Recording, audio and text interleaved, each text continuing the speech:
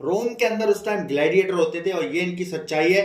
Gladiator के बारे में ये बहुत रोमांचक तथ्य है कि एक अकेला आदमी एक बैटलफील्ड में खड़ा हुआ है, सामने एक खुखार शेर है, वो भी आजाद। ग्लैडिएटर की कभी कभी लड़ाई तो सुबह से शुरू होती थी और शाम हो जाती थी, रात हो जाती थी, लेकिन इस जमाने में ग्लैडिएटर को सेलिब्रिटी का दर्जा दिया जाता था, जैसे आजकल के आप देखते हैं मूवियों में सेलिब्रिटी होते हैं। हेलो दोस्तों, स्वागत है आपका हमारे यूट्यूब चैनल बड़ी न्यूज 69 में। और आज हम आपके लिए एक बहुत ही इंटरेस्टिंग वीडियो लेकर आए हैं, जिसमें मैं आज आपको बताऊंगा ग्लैडिएटर नाम के बारे में। जैसे कि आपको पता है कि आपने कई बार सुना होगा ग्लैडिएटर ये थे, ग्लैडिएटर वो थे। असल में ग्लैडिएटर जो होते थे वो एक रोमन के खेल के कुछ योद्धा होते थे, लेकिन ये सच नहीं है जिनको ग्लैडिएटर के नाम से बुलाया जाता था। तो आज की इस वीडियो में मैं आपको पूरा विस्तार से बताऊंगा कि ग्लैडिएटर क्या होते थे, उनको कैसे तैयार किया जाता था। आज के इस वीडियो में पूरा एक्सप्लेनेशन मिलेगा आपको, तो आप वीडियो में अंत तक बने रहें। साथ ही साथ मैं आपको इस वीडियो के माध्यम से कुछ और भी अनजाने तथ्यों के बारे में बताऊंगा जो कि छुपाए हुए हैं, जो कि अभी तक नहीं आपके सामने आए हैं। तो आप लोग वीडियो को जल्दी से लाइक करके अपने दोस्तों के साथ शेयर कर दीजिए। तो आगे बढ़ते हैं। आज हम बात करेंगे हजारों साल पहले रोमन साम्राज्य में खेल के नाम पर खूनी लड़ाइयां होती थी। इन लड़ाइयों में आपने देखा होगा कि ग्लैडिएटर शेर से लड़ रहा है, ग्लैडिएटर हाथी से लड़ रहा है। ये बहुत कम होता था, आदमी और जानवर की लड़ाई बहुत ही कम होती थी। लेकिन हाँ, ग्लैडिएटर एक आदमी और आदमी की लड़ाई, ये एक रोमन का बहुत फेमस खेल था, जिसमें ग्लैडिएटर दोनों ही होते थे आमने सामने से। इसमें हिस्सा लेने वाले योद्धाओं को ग्लैडिएटर कहा जाता था। इनकी रोमांचक कहानियों पर कई बार हॉलीवुड में फिल्में भी बनी हुई हैं, टीवी सीरियल भी बने हैं, लेकिन इसके बावजूद जुड़ी हुई कई दिलचस्प फैक्ट जो आज आपको इस वीडियो में पता लगेंगे, जिनके बारे में लोग कम ही जानते हैं।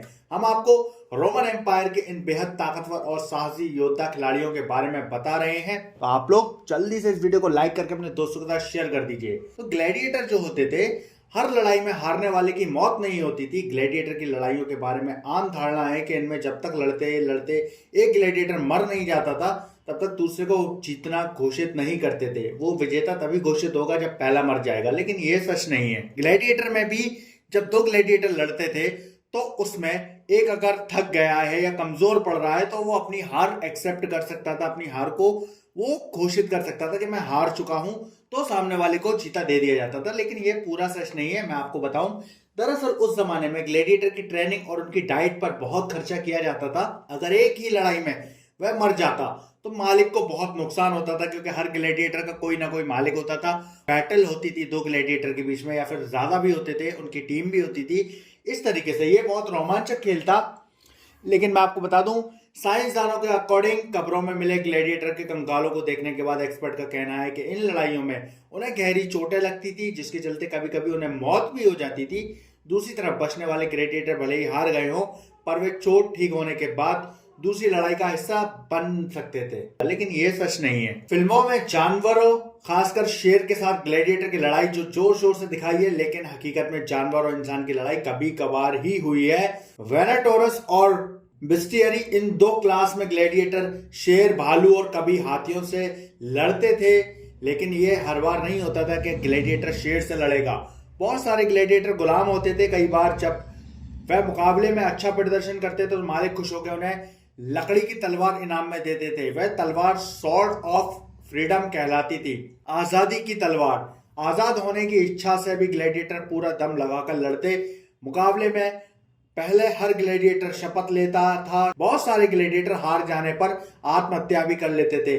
ऐसे लोगों को रोकने के लिए मैदान में सैनिक तैनात होते थे कि वो आत्महत्या ना कर सकें। वहीं मैं आगे आपको लेके चलता हूँ, ग्लैडिएटर के बारे में कुछ रोमांचक तत्वों के बारे में बताऊंगा। प्राचीन रोम में जब किसी अमीर और खास आदमी की मौत हो जाती, तब उसकी कब्र के पास ग्लैडिएटर को लड़ने की परंपरा थी। माना जाता है कि इस लड़ाई में जो खून गिरेगा वह मृतक व्यक्ति की आत्मा का शुद्धिकरण करेगा। जूलियस सीजर के समय यह परंपरा बहुत बढ़ गई थी। सीजर ने अपने पिता और बेटे की मौत पर सैकड़ों ग्लैडिएटर को लड़वाया था। ग्लैडिएटर की कई श्रेणियां होती थी, उन्हें कितनी ट्रेनिंग मिली है, उनका अनुभव कितना है, इस आधार पर प्रतिनिधित्व तय किया जाता था। कि इसके अलावा भी अलग अलग क्लास के ग्लैडिएटर हुआ करते थे। कुछ तलवारों से लड़ते थे तो कुछ घोड़ों पर बैठकर मुकाबले में उतरते थे। एक खास तरह के ग्लैडिएटर सिर्फ जाल लेकर मैदान में आते थे, सामने वाले ग्लैडिएटर को उसमें फंसाने की कोशिश करते थे। ग्लैडिएटर सिर्फ अरेना या स्टेडियम में ही नहीं लड़ते थे, बल्कि जल युद्ध भी करते थे। इसके लिए बाकायदा बड़े तालाब बनाए जाते, जिनमें बड़े बड़े जहाज होते और कैदी मरते दम तक लड़ते रहते थे। वहीं मैं आपको ग्लैडिएटर के बारे में और भी रोमांचक तत्व बताऊंगा। रोमन साम्राज्य में ये खूनी लड़ाइयां बहुत पॉपुलर थी।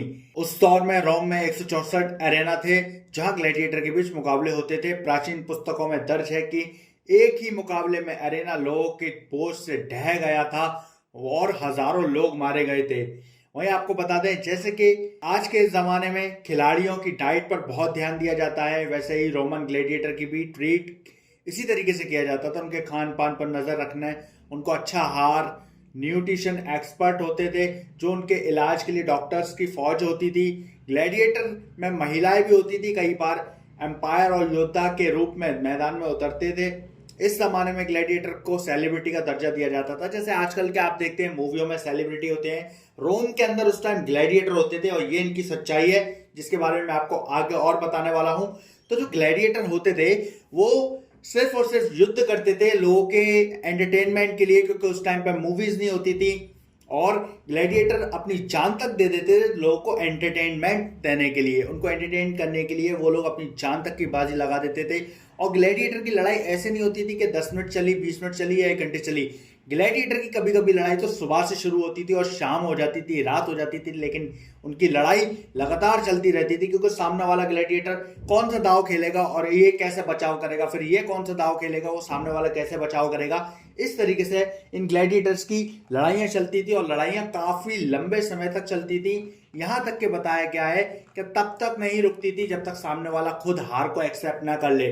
कई बार तो इन ग्लैडिएटर्स की लड़ाई जानवरों के साथ भी होती थी और उन लड़ाइयों में जानवर जब तक मर नहीं जाएगा, जैसे कि कभी हाथी आता था, कभी शेर आता था, इस तरीके के जानवर, खूंखार जानवर होते थे और वो भी जंगली टाइप के, उनसे ग्लैडिएटर को लड़ना होता था। कभी कभी टीम होती थी, कभी कभी अकेले ही लड़ना होता था। ग्लैडिएटर के बारे में ये बहुत रोमांचक तत्व है कि एक अकेला आदमी एक बैटल फील्ड में खड़ा हुआ है, सामने एक खूंखार शेर है, वो भी आजाद। तो वो कैसे उसका मुकाबला करेगा। कई बार तो ऐसा होता था कि जंग के अंदर इस बैटल में आप दोनों को ही मरा हुआ घोषित करना पड़ता था, क्योंकि शेर हो या इंसान हो, दर्द सबको होता है, जान सबके अंदर होती है। और इस युद्ध में लोग इतना रोमांच लेते थे कि कई बार लोगों ने एरेना तक ढहा दिए। इतना वहां पे भीड़ होता था, इतनी भीड़ होती थी, उन लोगों ने एरेना तक को ढहा दिया है। तो ये थी ग्लैडिएटर के बारे में एक बहुत ही अमेजिंग बात जो मैं आपके लिए आज की इस वीडियो में लेकर आया था कि ग्लैडिएटर किस तरह से लड़ते थे, क्या होता था। तो बस आप लोग हमारे इस YouTube चैनल को सब्सक्राइब करके बेल आइकन दबा लीजिए और जल्दी से इस वीडियो को लाइक करके अपने दोस्तों के साथ शेयर कर दीजिए। हम इसी तरीके की आपके लिए हिस्ट्री से जुड़ी हुई बातें और हिस्ट्री से जुड़ी हुई वीडियो आपके लिए लाते रहेंगे। मिलते हैं अगले वीडियो में, तब तक आप लोग अपना ख्याल रखें। Thank you so much.